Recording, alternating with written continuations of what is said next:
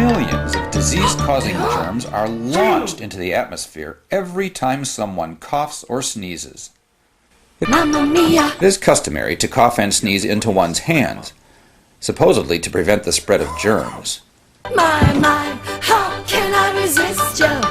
But germs get onto the cougher's hands and are spread to telephones and doorknobs, and from there they are spread to other people's hands and mouths, and who knows where else. My.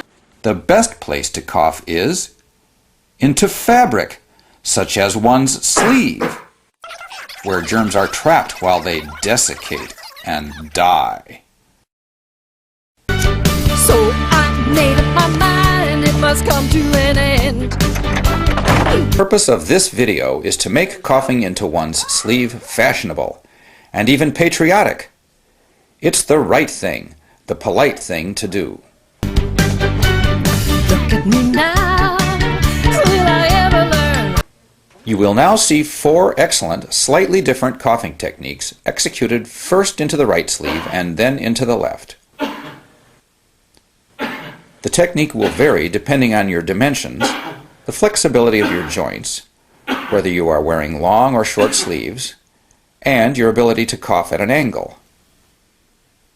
Mamma mia!